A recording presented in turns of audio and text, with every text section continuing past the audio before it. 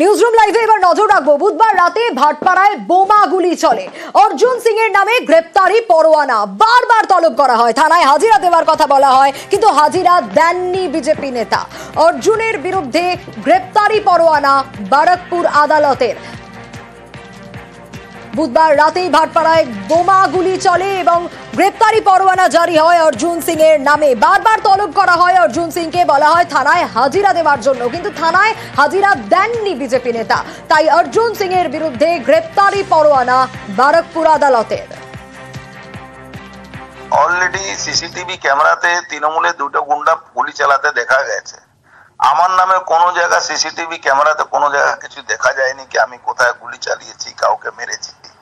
তারপরেও আমার নামে ওয়ারেন্ট একটা লোককে 164 করিয়ে, যে বিরোধী আমাদের টিএমসি লোক আছে তাকে 164 করিয়ে ওয়ারেন্ট ইস্যু করে দিয়েছে। এখানে তো পুলিশ যা ইচ্ছা তাই প্রভাব খাটিয়ে করতে পারে, করে ওটাই করেছে। হাইকোর্টে এইটা নিয়ে আমরা যে আলোচনা করব। এখানে তৃণমূল আসছে কোথা থেকে? এটা তো আইনের বিষয়, আদালতের বিষয়। ফলে আদালত যদি কোনো সিদ্ধান্ত জানিয়ে থাকেন তো সেটা সম্পূর্ণভাবে আদালতের বিষয়। এখানে তৃণমূলকে দোষারোপ করার তো কোনো জায়গা নেই। বারবার আমরা বলে আসছি যে অর্জুন সিং বা তার নেতৃত্বে ওই জায়গাটাকে অশান্ত করার চেষ্টা চলছে।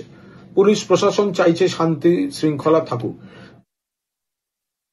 তৃণমূলের নজরে চা বাগান, কিন্তু কেন এ কথা বলছি? সম্প্রতি আমরা দেখেছি বিভিন্ন চা বাগানের মালিকরা চা শ্রমিকদের পিএফ জমা দেয়নি। হ্যাঁ, অর্থাৎ চা শ্রমিকদের সঙ্গে পিএফ বঞ্চনা করা হয়েছে এবং সেটা লক্ষ লক্ষ কোটি কোটি টাকা বঞ্চনার অভিযোগ উঠে এসেছে। আমরা দেখেছি বিভিন্ন জায়গায় চা শ্রমিকরা নিজেদের কাজ বন্ধ করে দিয়েছে। আর এই পিএফ বঞ্চনাকেই এবার হাতিয়ার করছে তৃণমূল। কেন্দ্রের বিরুদ্ধে এই বঞ্চনাকে অস্ত্র করে পথে নামছে শাসক দল। তৃণমূলের নজরে রয়েছে চা বাগানগুলো। বিধানসভা ভোট সামনে, আর তার আগে নজরে রয়েছে চা বাগানের বুথগুলো। ডুয়ার্সের 8 বিধানসভায় তৃণমূল প্রচার করবে এবং চা শ্রমিকদের এই যে পিএফ বঞ্চনা তাকে হাতিয়ার করছে তৃণমূল। এবার কেন্দ্রের বিরুদ্ধে বঞ্চনাকে অস্ত্র করে পথে শাসক দল। আগামী 8 থেকে 10 এপ্রিল 2 জেলার চা বাগানে সভা করবে তারা। पीएफ जमा होता है, ग्रेचुइटी मिलता है? नहीं होता है। कितना दिन से पीएफ 3 जमा? साल 3 साल से। 3 साल से। तो सब सुजग सुविधा मिलता है आप लोग को? कुछ नहीं मिलता है हम लोग का, गवर्नमेंट का है। कौन सा गवर्नमेंट का है ये? वुल कंपनी का। वुल कंपनी का? सेंट्रल गवर्नमेंट का है जी। এই যে 8 থেকে 10 এপ্রিলের কথা বললাম, 2 জেলার চা বাগানে সভা করবে তারা। কারা সভা করবে? বঞ্চিত শ্রমিকরা, তাদের দিয়েই বাগানে সভা করার সিদ্ধান্ত নেওয়া হয়েছে। এবং 8 এপ্রিল উত্তরবঙ্গের 2 প্রান্ত থেকে পদযাত্রাও বেরোবে। আলিপুরদুয়ারের শঙ্কোজ থেকে পদযাত্রা তৃণমূলের, শুধু তাই নয়, জলপাইগুড়ির এলিনবাড়ি থেকেও পদযাত্রা তৃণমূলের। আর 11 এপ্রিল পিএফ অফিসে অভিযান তৃণমূল কংগ্রেসের। সেন্ট্রাল গভর্নমেন্ট পরিচালিত মোদী সরকারের হাতে থাকা বাগান, সেই বাগানে ওয়েজ হচ্ছে না, সেই বাগানে স্কুল বাস নেই। কেন্দ্রীয় সরকারের যে চা শ্রমিকদের প্রতি ধারাবাহিক বঞ্চনা, এবং বিশেষ করে পার্লামেন্ট সেশনে যেহেতু এই প্রশ্নের উত্তরগুলো আমরা পেলাম, একদম লিখিত উত্তর, এবং প্রভিডেন্ট ফান্ডের মতো বিষয়টি রয়েছে, আমরা ঠিক করেছি আগামী 8 তারিখ থেকে 11 তারিখ, এপ্রিল মাসের 8 থেকে 11 অবধি আমরা কর্মসূচি ঘোষণা করেছি। 11 এপ্রিল 3টের সময় জলপাইগুড়ির রিজিওনাল পিএফ অফিস, যেটা প্রকৃতপক্ষে একটি ঘুঘুর বাসা, সেই পিএফ অফিস ঘেরাওয়ের ডাক আমরা দিয়েছি আইএনটিটিউসি অনুমোদিত তৃণমূল চা বাগান শ্রমিক ইউনিয়ন থেকে। আমাদের দেশের যে প্রধানমন্ত্রী, উনি কিন্তু বীরপাড়াতে আসছিল।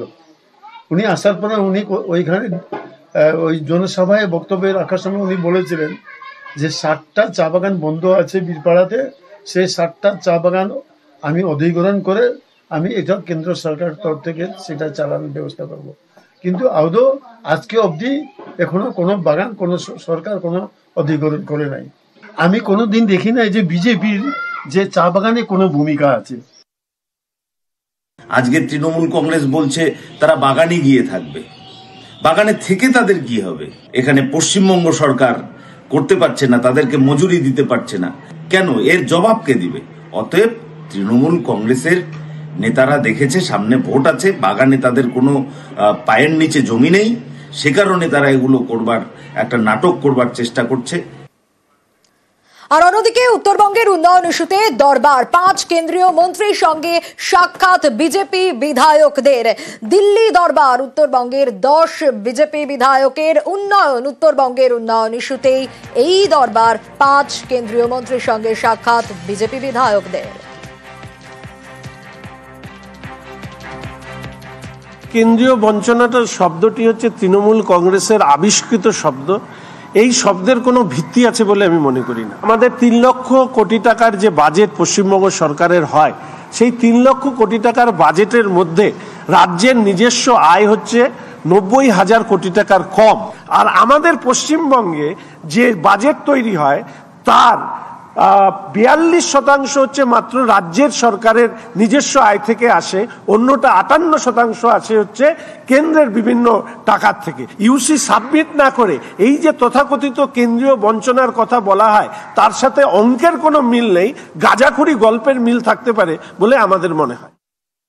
বিজেপির আর কিছু নেই বাজারে। বিজেপি উত্তরবঙ্গে অলরেডি জমি হারিয়ে ফেলেছে এবং পশ্চিমবাংলার মানুষ বিশ্বাস করে যে বিজেপির সাংসদদের জন্য এবং বিজেপির ওখানকার নেতাদের জন্য পশ্চিমবাংলার কোনো উন্নয়ন হয়নি। শুধু উত্তরবঙ্গ কেন, দক্ষিণবঙ্গ সমগ্র পশ্চিমবাংলার উন্নয়ন চাই। ওগুলো কিছু না, ওগুলো ওদের নাটকবাজি। ওরা নাটক করতে খুব ভালোবাসে, সব নাটকবাজি করছে। দিল্লি দরবার উত্তরবঙ্গের 10 বিজেপি বিধায়কের যে ছবি এবার দেখাবো, দিল্লিতে সুকান্ত মজুমদারের বাড়িতে বিজেপি বিধায়কদের আলাপচারিতা। পাশাপাশি আরো একটা ছবি দেখা গেল, এদিন ব্যাডমিন্টন খেললেন বিধায়করা। বিধায়কদের ব্যাডমিন্টন খেলতেও দেখা গেল এদিন।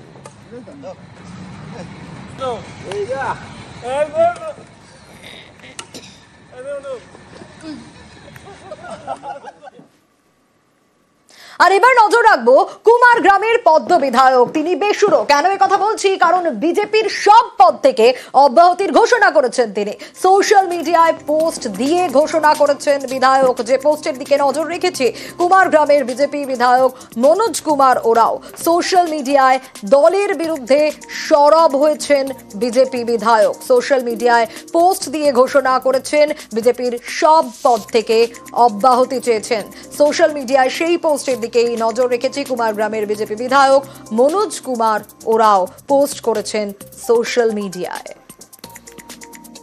প্রথম কথা, মনোজ তৃণমূলে যোগ দেবে না, এইটুকু আমি বলতে পারি। দ্বিতীয়ত, কি হয়েছে এই বিষয়ে আমার জানা নেই। মনোজ আমাদের অত্যন্ত দক্ষ কার্যকর্তা, সামনের সারির নেতৃত্ব।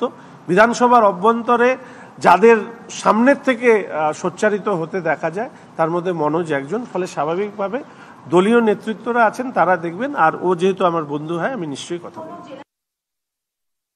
2021-এ বলেছিল আবকি বার 200 পার। 200 পার হলো তৃণমূল, আর ওরা আটকে গেল 77-এ। বিধানসভা নির্বাচন যত এগিয়ে আসবে ওরা 50, 45, 40 হয়ে যাবে। কারণ বিজেপির বিধায়করাও অনুভব করছেন যে তারা যে এলাকার মানুষের সঙ্গে চলেন, সেই এলাকার মানুষ বিজেপির রাজনীতি, বিজেপির সংস্কৃতিকে সমর্থন করছেন না, তারা মমতা বন্দ্যোপাধ্যায়ের উন্নয়নকে সমর্থন করছে। ফলে এখন বিজেপি বিধায়কদের মধ্যে অধিকাংশই তাদের অসন্তোষ, তাদের বিরক্তি এবং বিজেপির থেকে তাদের ডিস্টেন্স তৈরি করা, এগুলো শুরু হয়েছে।